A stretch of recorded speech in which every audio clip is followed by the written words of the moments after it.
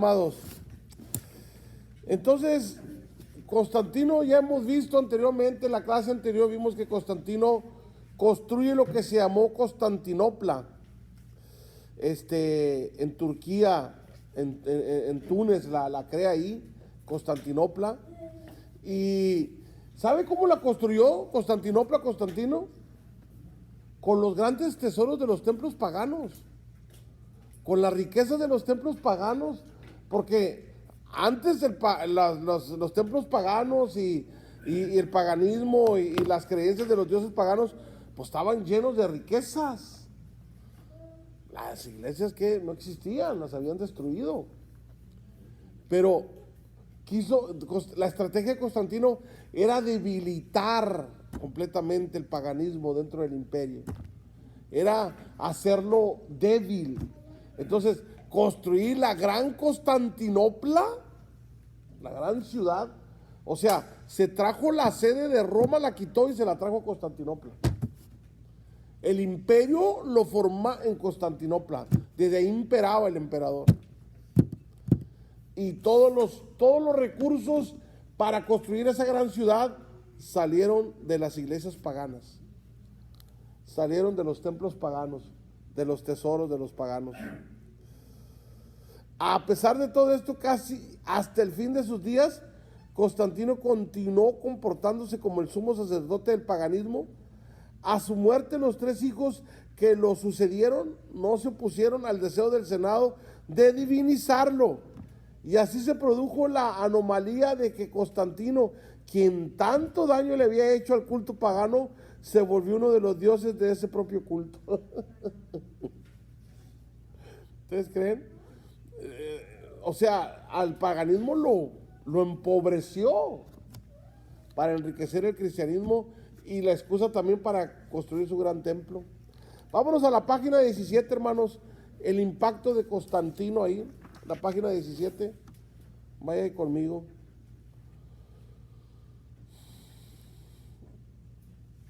¿Está ahí conmigo? Tras la conversión de Constantino, el culto cristiano comenzó a sentir el influjo del protocolo imperial. El incienso, que hasta entonces había sido señal de culto al emperador, hizo su aparición en las iglesias cristianas. Los ministros que oficiaban en el culto comenzaron a llevar vestimentas ricas durante el servicio, en señal del respeto debido a que estaban teniendo lugar. Por la misma razón, varios gestos de respeto que normalmente se hacían ante el emperador comenzaron a hacerse también en el culto. Además, inició la costumbre de empezar el servicio con una procesión. Para darle cuerpo a esta procesión se desarrollaron los coros, con el resultado neto de que a la larga la congregación tuvo menos parte activa en el culto. Por lo menos desde el siglo II, los cristianos se habían acostumbrado a conmemorar el aniversario de la muerte de un mártir celebrado a la comunión en el lugar donde el mártir estaba enterrado. Ahora se construyeron iglesias en muchos de esos lugares. Pronto se llegó a pensar que el culto tenía especial eficacia si se celebraba en uno de tales lugares, en virtud de la presencia de las reliquias del mártir. El resultado fue que se comenzó a desenterrar a los mártires para colocar sus cuerpos o parte de ellos bajo el altar de varias de las muchas iglesias que estaban construyendo. Al mismo tiempo, algunas personas empezaron a decir que habían recibido revelaciones de mártires hasta entonces desconocidos o casi olvidados. En ciertos casos hubo quienes recibieron una revelación indicándoles dónde estaba enterrado el mártir en cuestión, como en el caso de San Ambrosio y los mártires de Gervasio y Protasio, que mencionaremos más adelante. Pronto se comenzó a atribuirles a tales reliquias un poder milagroso, y de ahí se pasó cada vez más a su veneración y después a su adoración. ¿Se fijan cómo la iglesia, la bendición, la prosperidad, el cambio, todo le empezó a afectar?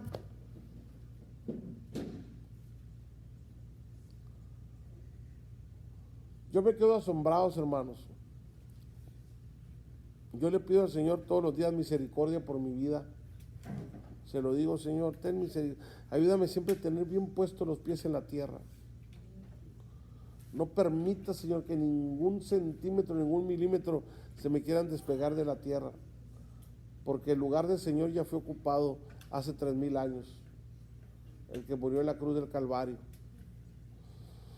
Y me pongo a ver a otros ministros, en serio, hermanos, que los conocí muchos años atrás, llenos de humildad, llenos del amor de Dios en sus corazones y en sus vidas.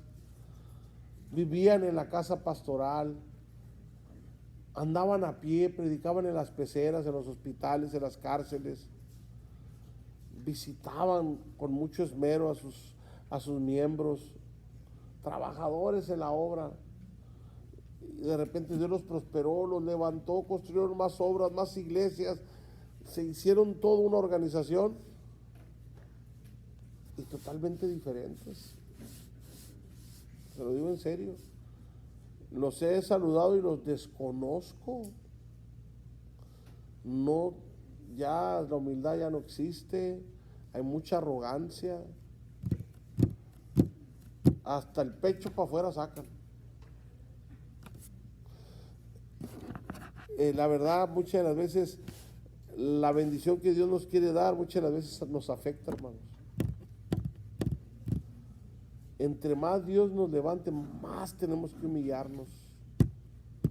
Entre más Dios nos quiere usar, entre más Dios quiere extender su visión, su propósito, su ministerio en nosotros, más agachaditos, bien agachaditos. Porque miramos para arriba y empezamos a caer, empezamos a construir nuestro propio precipicio.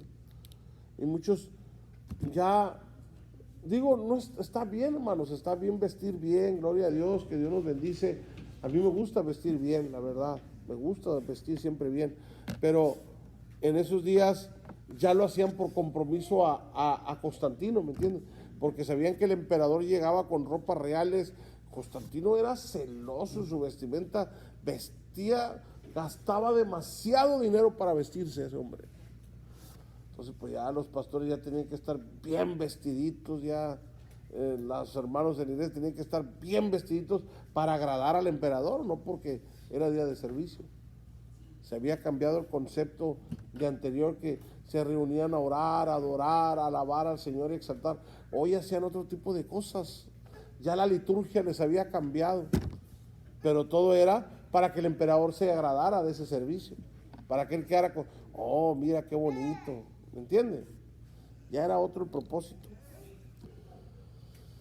Las iglesias construidas de Constantino y sus sucesores contrastaban con la sencillez de la iglesia de dura Europa. El propio Constantino, según hemos señalado anteriormente, hizo construir en Constantinopla las iglesias de Santa Irene en honor a la paz. Helena, su madre, construyó en Tierra Santa la iglesia de la Natividad y la del Monte de los Olivos.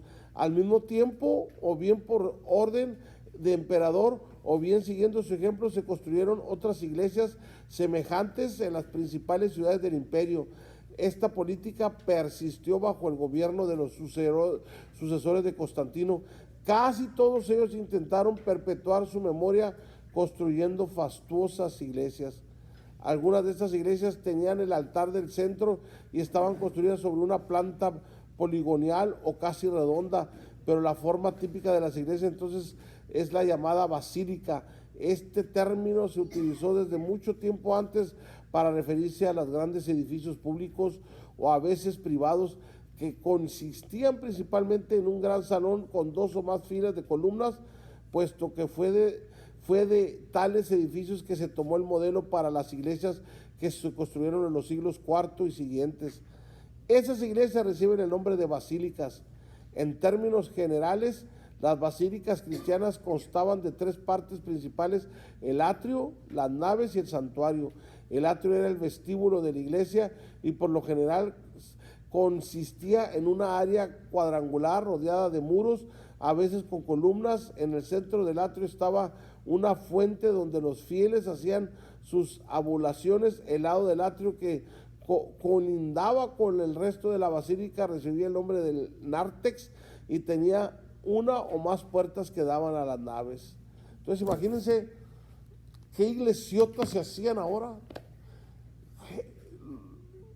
Los cristianos que habían sufrido por tantos siglos, ¿se iban a imaginar que un día Dios los honrara y los bendijera a tal magnitud?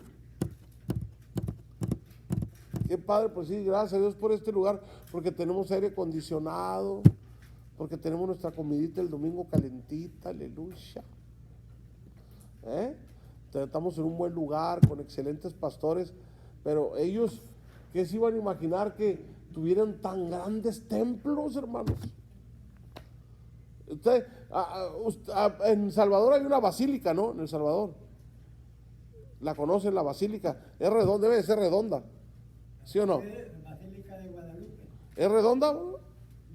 ¿Ya no?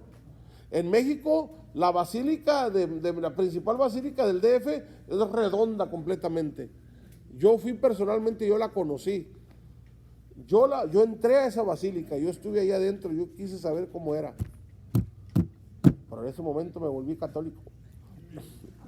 Y ahí estuve, ahí entré. No, para nada que me iba a presionar, no. Pero sí entré y la vi. Mi mamá me llevó, de hecho, mi mamá fue.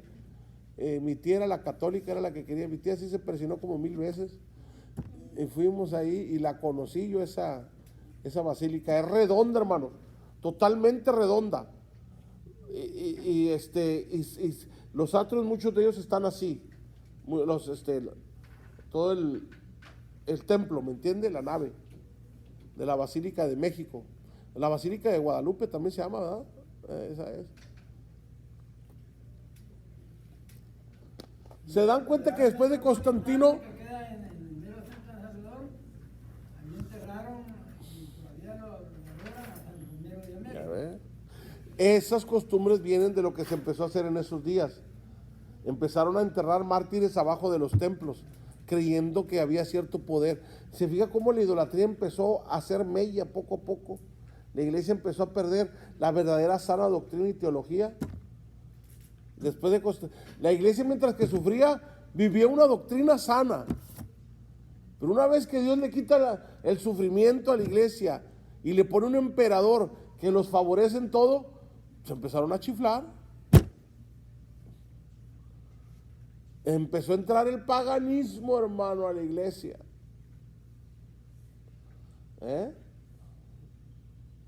Empezó a entrar el paganismo. Y después de Constantino, la iglesia empieza a cambiar. Poco a poco la imagen cristiana y la teología cristiana fueron desapareciendo. 3 siglos después, ya era una iglesia completamente pagana. Se había acabado el verdadero cristianismo de ella. 3 siglos después entraron las imágenes. Se predicaba en latín. Se habían copiado todo lo de los paganos ya. Ya no era una iglesia sencilla que adoraba al Señor, que alababa al Señor y que había una predicación, una liturgia sencilla. No, ya la cosa era otra. Las vestimentas de Constantino fueron copiadas para los pastores, los obispos empezaron a vestir de otra manera ostentosa, empezaron a ponerse grandes vestimentas. Todo se desordenó. Pero eso lo vamos a ver en otros capítulos más adelante. Váyanse estar en la página 21, hermanos. Vamos a entrar a la teología oficial de Eusebio de Cesarea. La teología oficial de Eusebio. Vamos a leer este pensamiento de Eusebio. Me gusta mucho lo que dice. Si miro hacia el oriente, si miro hacia el occidente, si miro por toda la tierra y si miro al cielo, siempre y por doquier veo al bienaventurado Constantino dirigiendo el mismo imperio. Estamos hablando de Eusebio, el gran apologista, Eusebio, el gran apologista, no se dice que haya tenido una gran amistad con Constantino, pero por orden de Constantino le dieron a Eusebio la iglesia de Cesarea. Decían porque era obispo de Cesarea, Eusebio. Para Eusebio, de hecho, en sus apologías, favorece a Constantino grandemente. lo pone como el gran siervo de Dios. Lo llegó a poner, así como Dios le dio a Pedro las llaves del reino, así Dios le dio a Constantino las llaves del imperio. Muchos critican a Eusebio, como que si Eusebio, porque Eusebio no tuvo una amistad con el emperador, pero sí tuvo mucha cercanía. Y muchos critican a Eusebio como que lo tachan de un pastor y un apologista, un erudito débil. Porque lejos de tratar con Constantino supuestamente las fallas, yo veo en Eusebio que fue un hombre sabio, que sabía, hermanos, hay un determinado momento donde el Señor te dice que no toques tal lugar, aunque tú sepas que está mal, pero te dice, te hace sentir, no te corresponde a ti, no te metas ahí. No te metas porque se te va a venir lo que no quiero que se te venga. ¿Me explico? Yo me acuerdo de un hermano que me invitó un día a ministrarle liberación a una hermana. A esta hermana fue algo muy curioso porque esta hermana, fuimos a su casa, otro hermano y yo, que supuestamente era misionero y que le echaba muchas ganas, y él no sabía a dónde lo llevaba. Le digo, vente, vamos a visitar a una hermana. La hermanita la fuimos a visitar a su casa. No estaba en el proceso de conversión, pero tenía problemas de posesión ella, de verdad. Estaba saliendo y estaba aceptando la palabra y todo. Estaba en un proceso de cambio esta mujer para convertirse al evangelio. Pero mientras, como había visitado brujos y todo eso, da cuenta que Dios la estaba liberando en un proceso. Y yo ya le había ministrado liberación 2 veces. Y la fui a visitar ese día y me llevó este chavo, ¿no? Y llegamos a su casa, ya nos recibió muy amable y todo. Y ya dijo, pueden orar por mí. Siempre nos pedía que oráramos por ella. Y empezamos a orar por ella. Y luego le digo, pues ora tú, mi brother. Y él empieza a orar por ella. Y empieza, Señor, bendícela. Entonces, y yo siempre con los ojos abiertos viéndola, pues yo sabía que todavía traía problemas. Y empieza a hacerle así. Empieza como a rechenar los dientes, a hacer caras y gestos medios curiosones, ¿no? Le queda, en el nombre de Jesús la vas a dejar. Y le hace, se le queda, y cuando la ve, él empieza, respire, hermana, respire, tranquila, tranquila. Le tuvo miedo al asunto, ¿no? Le dije, no, hombre, vamos a orar por él. No, déjala. Tranquila, hermana, respire. Tranquila, ya pasó.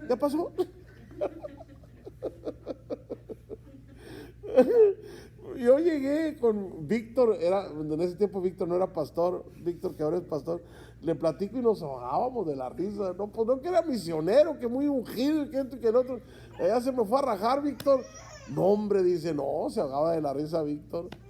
Bueno, pues un día me pedían que fuera a orar por ella otra vez, que la fuera a ministrar, pero el Señor me hizo sentir que no, el Señor me dijo, no vayas.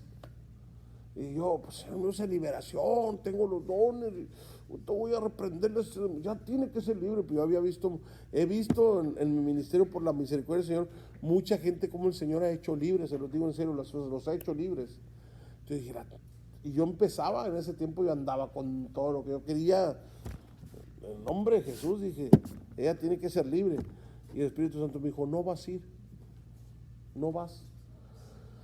Y se enojaron los hermanos, me culparon de que no, que usted a lo mejor anda mal, que por eso no quiere ir. No, es que el Señor no quiere que vaya, no es mi asunto este. Entonces yo pienso que Eusebio no se iba a meter donde no debía de meterse. Y muchos tachan a Eusebio de un hombre débil, que en determinado momento pudo decirle a Constantino cosas que supuestamente tenía que escuchar, pero yo pienso que Constantino no debía de escucharlas porque se hubiera dañado el mismo Constantino. ¿Qué podía hacer Constantino ante un imperio que había sido pagano por siglos? ¿Cómo iba a cambiar por solo un emperador? ¿Ustedes creen que eso iba a pasar? Solo por la temporada de un emperador de 30 años, todo un imperio que fue pagano desde una historia de miles y miles de años atrás, iba a venir a cambiar solamente por las órdenes de un emperador. ¿Creen ustedes que eso iba a pasar? No iba a pasar. No iba a pasar, era todo un imperio. No nomás se debía a Roma, se debía a Italia, se debía a Francia, se debía a Alemania.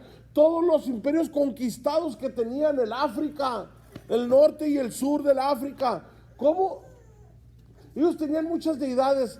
¿Cómo iban a hacer que el emperador dijera, ahora todos vamos a ser cristianos? ¿Creen que eso se iba a lograr? Ahora los paganos no son los cristianos. Los cristianos no se defendían con armas. Los cristianos no levantaban guerra. Los cristianos se dejaban y los mataban. ¿Ustedes creen que los paganos iban a hacer lo mismo? Se iban a endiablar. La cosa se iba a poner peor de lo que estaba. Entonces, según los historiadores, miran a Constantino como la persona que tenía que ser de una manera totalmente así como era el emperador que necesitaban para que el cristianismo quedara libre y para que el cristianismo quedara favorecido y para que el cristianismo entrara en su etapa de ser bendecido. Pero le afectó. Entonces entramos al teólogo Eusebio, que muchos lo critican como un hombre débil. Probablemente en la primera década del siglo IV no había en toda la iglesia cristiano alguno más erudito que Eusebio de Cesarea. Pero para algunos o otros historiadores, Eusebio fue de carácter débil y que se afirma que servía más a los intereses del emperador que a los de Jesucristo. Esto no fue precisamente así. Vamos a estudiar primero su historia, hermanos. Eusebio nació alrededor del 260, probablemente en Palestina, donde transcurrió la mayor parte de sus primeros años. Se le conoce como Eusebio de Cesarea porque fue el obispo de esa ciudad y porque fue en ella que se crió.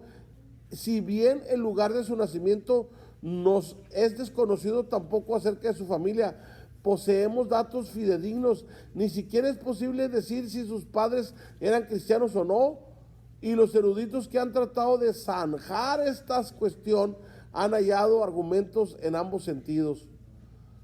En todo caso, quien de veras hizo un impacto profundo sobre la vida del joven Eusebio fue Pánfilo. Este era natural de la ciudad de Berito, hoy Beirut, en el Líbano, pero había estudiado en Alejandría bajo el célebre Pierlo, uno de los continuadores de la obra de Orígenes. Algún tiempo después, tras ocupar algunos cargos importantes en Berito, Pánfilo se trasladó a Cesarea, donde parece haber sido llamado por el obispo de esa ciudad. En Cesarea, Orígenes había dejado su biblioteca que estaba en posesión de la iglesia y ahora Pánfilo se dedicó a estudiarla y organizarla y completarla. En esta tarea le ayudaban varias personas inspiradas por la fe ferviente y la curiosidad intelectual de su jefe. Cuando Eusebio conoció a Pánfilo, quedó cautivado por esa fe y esa curiosidad, y su devoción llegó a tal punto que en años posteriores se llamaba a sí mismo Eusebio de Pánfilo, dando a entender así que mucho de lo que era se lo debía a su maestro.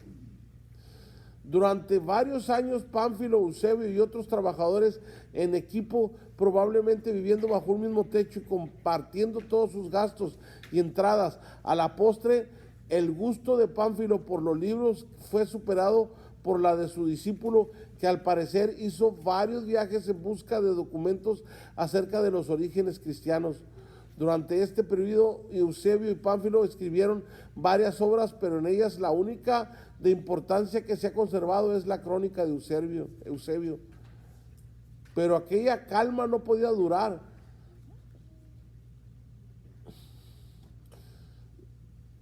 Era todavía la época de las persecuciones y la amenaza que siempre nublaba el horizonte de los cristianos tomó forma en el huracán de la gran persecución.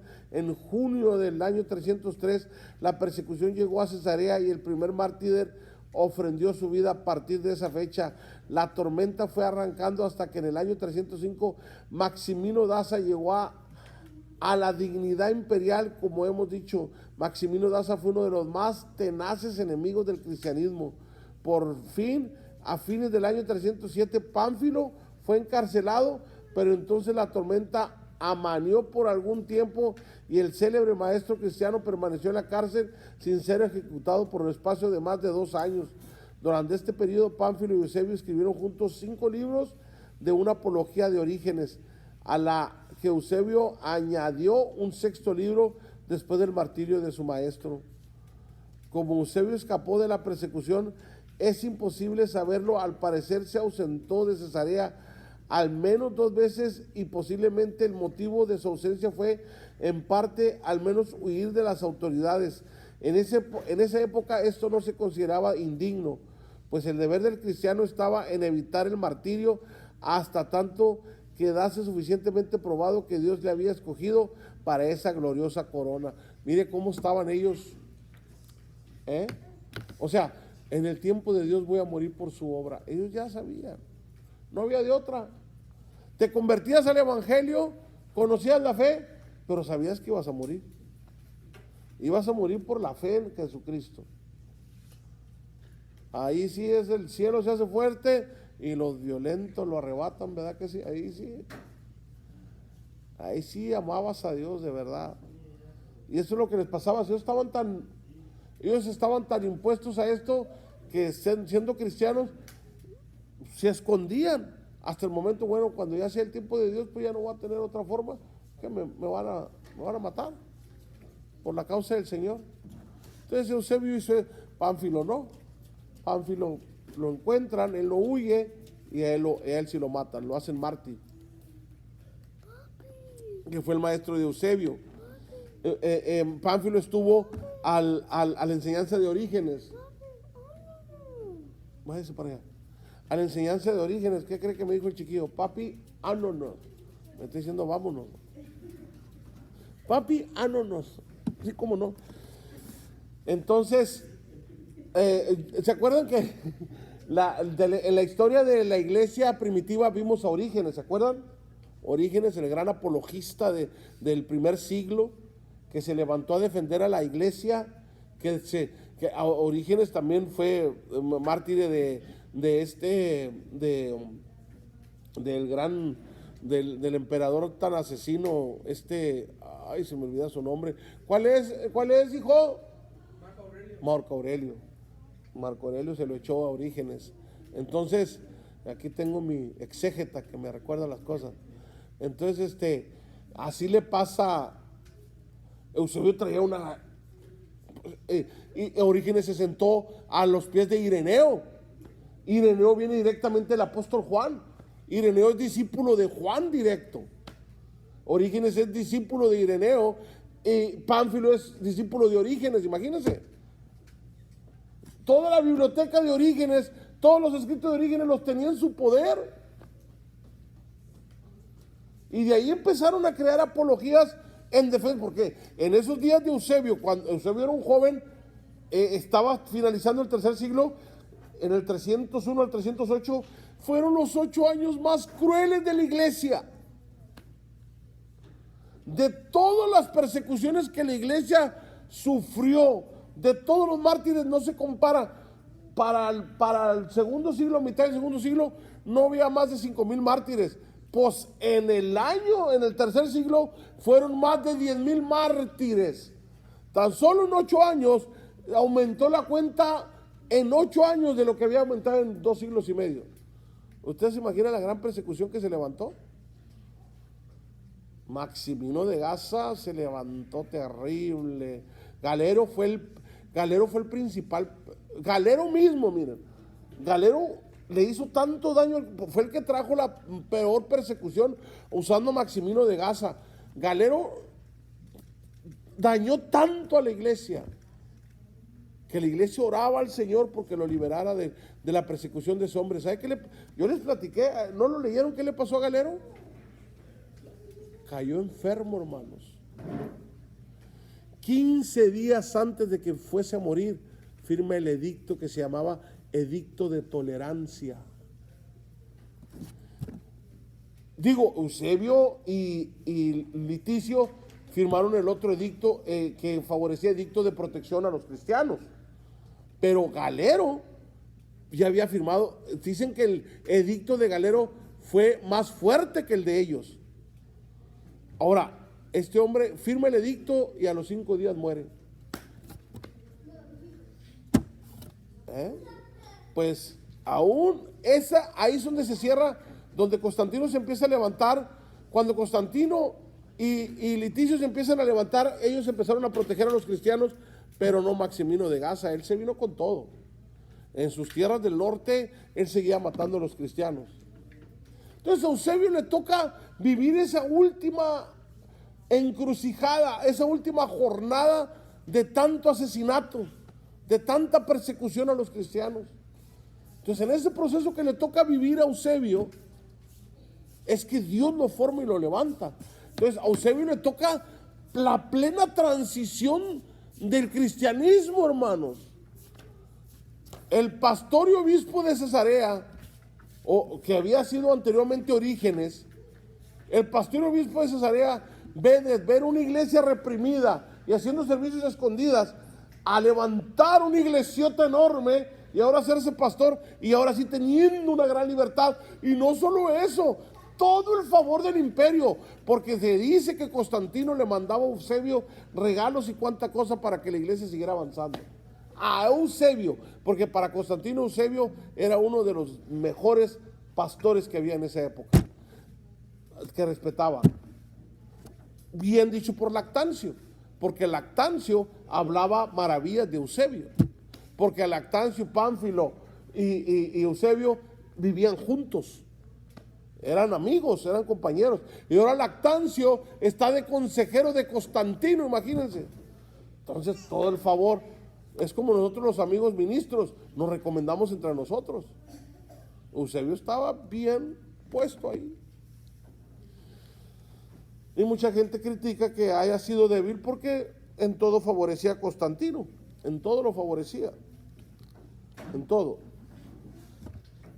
Si Eusebio no hubiera hecho otra cosa en toda su vida que escribir la historia eclesiástica, solo eso bastaría para contarle entre los gigantes de la iglesia del siglo IV. En efecto, sin su obra, buena parte de la historia que hemos relatado en nuestra primera sección se habría perdido, pues fue él quien cumplió, organizó y publicó casi todo lo que sabemos acerca de muchos de los cristianos que vivieron en los primeros siglos de la vida de la iglesia. Además, lo único que se conserva de la obra de muchos de aquellos antiguos autores cristianos son las citas extensas que Eusebio incluyó en su historia. Sin él, el fin de nuestro conocimiento de los primeros siglos de la iglesia quedarían reducidos a nada.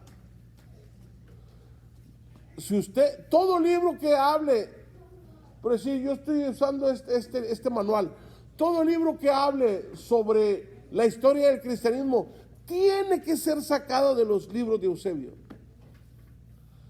Tiene que ser sacada, está nomás redactada, está nomás actualizada, está nomás, pero el que escribió la verdadera historia del cristianismo es Eusebio. Por Eusebio sabemos de todos los padres de la iglesia anteriores a él. Por Eusebio sabemos cómo la iglesia sufrió en los primeros siglos, porque Orígenes tenía todo redactado, tenía todo guardado, ¿me entienden, hermano? Él escribió qué es lo que estaban haciendo los emperadores, él escribió cómo estaban sufriendo los cristianos. Orígenes tenía todo, entonces Eusebio recibió todo eso, toda su biblioteca. Entonces Eusebio levanta una obra más. Él escribe la historia del cristianismo de los primeros 3 siglos. Conocemos la historia detallada de Constantino por Eusebio. Conocemos la historia detallada de cada uno de los emperadores de esos días. Eusebio es el que lo escribió. ¿Se fija la importancia de este hombre de Dios en la historia? Él fue el que lo narró, él fue el que lo escribió y él fue el que lo cuidó para que hoy en día nosotros estemos ahorita tomando esta clase y conozcamos qué fue de la historia del cristianismo de los primeros 3 siglos, después de los apóstoles. Tremendo apologista Eusebio. Entonces, hermanos, por fin en el año 311 la situación empezó a cambiar con respecto a la persecución. Primero vino el edicto de Galerio, después Constantino venció a Magencio y Licinio y a Constantino, reunidos en Milán, decretaron la tolerancia religiosa. Para Eusebio y sus compañeros, lo que estaban teniendo lugar era obra de Dios, semejante a los milagros que narra el libro del Éxodo. A partir de entonces, Eusebio y probablemente muchísimos otros cristianos que no dejaron como el testimonio escrito de sus opiniones, empezó a ver que en Constantino y en Licinio los instrumentos escogidos por Dios para llevar a cabo sus designios. Poco después, cuando Constantino y Licinio fueron a la guerra, Eusebio estaba convencido de que la principal razón del conflicto era que Licinio había perdido el juicio y comenzado a perseguir a los cristianos. Por tanto, Eusebio siempre vio en Constantino al instrumento escogido de Dios. Licinio empieza a perseguir a los cristianos en Italia. En Italia era donde había la mayoría, es más, del 70% de la población italiana ya eran cristianos. ¿Ustedes se imaginan? En Italia es donde estaba la verdadera fuerza del cristianismo. Licinio gobernaba Italia. Entonces, pero aquí pasa algo, que el cristiano, ya comparando a Licinio con Constantino, ellos preferían a Constantino. Licinio simpatizaba. Recuerden que Licinio se casa con Constanza, la hermana de Constantino. Licinio se casa con Constanza, se hace cuñado de Constantino, Licinio. Pero aún con todo, aunque seas mi cuñado, yo me voy a quedar con el hueso. Aquí que vas para afuera. Aquí no te veo como familia, nomás allá en la casa. Entonces Constantino logra, pero Licinio se levanta en contra de los cristianos, no porque los odiara, no porque les tuviera coraje, sino porque se enoja porque los cristianos de Italia, cuando Licinio y Constantino se levantan en guerra, prefirieron a Constantino, ¿me entienden? Aún su propia comunidad italiana que él gobernaba, los cristianos se le levantaron en contra de Licinio, y eso fue lo que le dio coraje.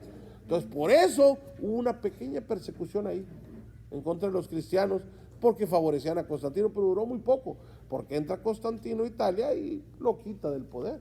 Constanza va y mira, ya cuando se lo iba a echar, ya lo tenía franqueado, va a Constanza y le dice: Licinio te entrega todo el poder y se arrepiente, se hace súbdito tuyo, ok, por eso no muere, pero Licinio, como quiera, dentro del imperio, años después, fue asesinado.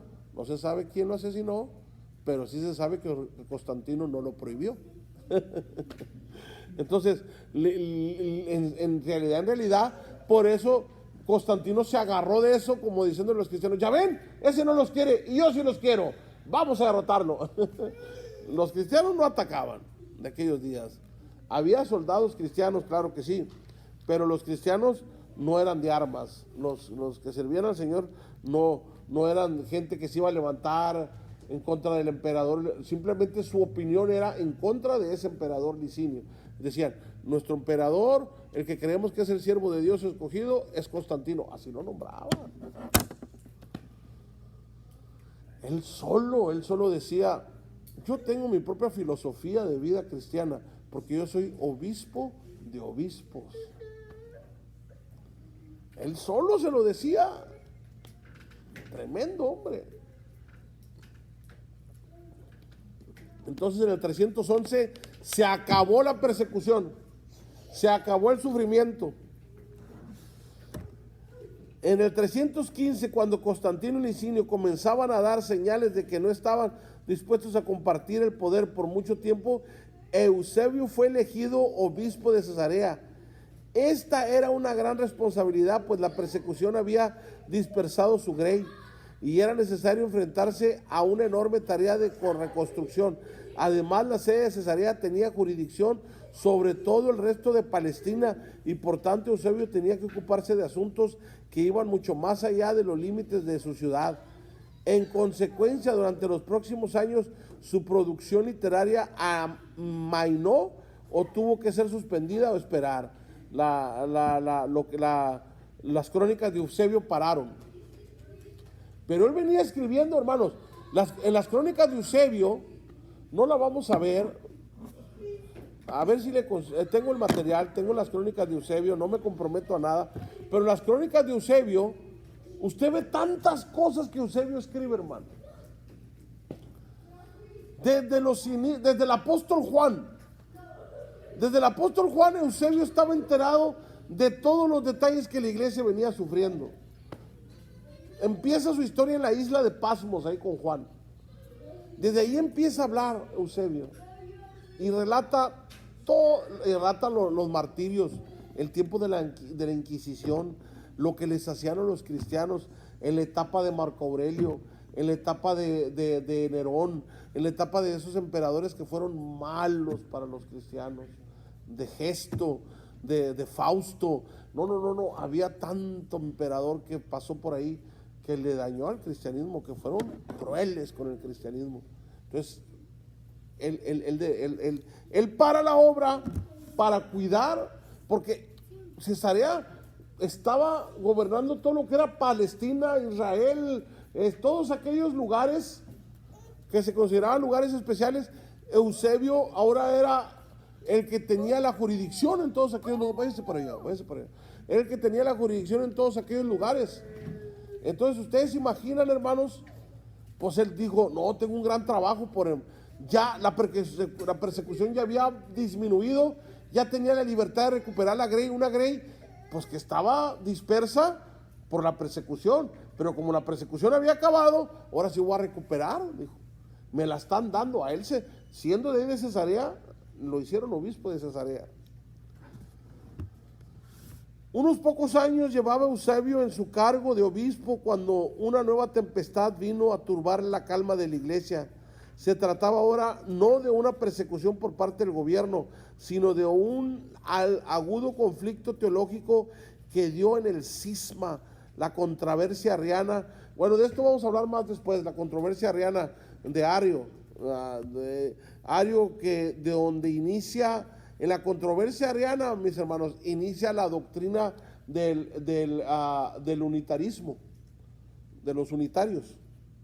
Se han oído hablar de la doctrina unitaria. Cuando veamos doctrina, nos vamos a profundizar en cada una de ellas. Por decir, la doctrina unitaria es la doctrina que creen que el Padre, el Hijo y el Espíritu Santo son uno nomás, ¿me entiende? Es una sola persona. Y nosotros creemos en la doctrina trinitaria. Creemos que el Padre, el Hijo y el Espíritu Santo son tres personas que componen a Dios, ¿verdad que sí? Esa es nuestra creencia, que la tenemos totalmente asentada en la Biblia. Los unitarios se agarran de algunos versículos de la Biblia para establecer esa doctrina, pero que no tiene. Ustedes ahora en doctrina bíblica van a conocer lo que es la cronología doctrinal. La cronología doctrinal es desde el Génesis hasta el Apocalipsis, se menciona sobre ese tema. Para poder decir que es una doctrina que debes de vivir, desde el Génesis hasta el Apocalipsis debe de aparecer. Por decir, ¿cuántos creen en el Espíritu Santo aquí? ¿Aparece en el Génesis el Espíritu Santo? En los Pentateuco. ¿Aparece en los libros históricos? ¿En los libros proféticos? ¿En los libros poéticos? ¿En los evangelios? ¿En las cartas? Y sigue en el Apocalipsis. La Trinidad empieza desde el Génesis, ¿sabe? ¿Qué dijo? Cuando dijo, hagamos al hombre. ¿Cómo va a compartir el Señor su gloria con ángeles? Su poder de creación con ángeles. Eso es tonto.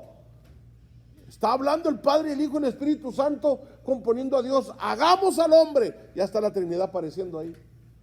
Y a lo largo de toda la Biblia vamos a comprobar que existe la Trinidad. Y cada doctrina que tenemos nosotros vamos a comprobar que está en la Biblia. Y vamos a comprobar también como la doctrina unitaria está equivocada, la de los testigos de Jehová, la de los mormones, la de los adventistas, la de los testigos de Jehová, la de los muchos. Vamos a ver 7 doctrinas nomás, hermano. No vamos a abarcar todo el libro, las demás se las va a leer usted. Bueno, pero vamos a ver las principales, la de los musulmanes también. Dice entonces, Eusebio había conocido ya a Constantino desde antes que fuera emperador, cuando Constantino visitó a Palestina en el séquito de Diocleciano, en Nicea. En ocasión del concilio pudo verle actuando a favor de la unidad y el bienestar de la iglesia como el obispo de obispos. Después de otras oportunidades, Eusebio sostuvo entrevistas y correspondencia con el emperador. Probablemente el encuentro más notable tuvo lugar cuando Constantino y su corte se trasladaron a Jerusalén para dedicar la recién construida iglesia del Santo Sepulcro como parte de la celebración del 30º aniversario del advenimiento de Constantino al poder. En todo caso, el hecho de que Eusebio fue amigo íntimo en todo caso, el hecho es que Eusebio no fue amigo íntimo ni cortesano de Constantino. La mayor parte de su vida transcurrió en Cesarea y sus alrededores, ocupado como estaba en asuntos eclesiásticos, mientras que Constantino, cuando no estaba en Constantinopla, se hallaba envuelto en alguna campaña o empresa que le hacía mudar su corte por todo el imperio. Luego, los contactos entre el emperador y el obispo fueron breves e intermitentes, pero puesto que Eusebio era respetado por muchos de sus colegas y puesto que Cesarea era una ciudad importante, Constantino se ocupó de cultivar el apoyo del prestigioso obispo de esa ciudad. Igualmente, Eusebio, tras las experiencias de los años de persecución, no podía menos que gozarse de la nueva situación y agradecer al emperador el cambio que había tenido lugar.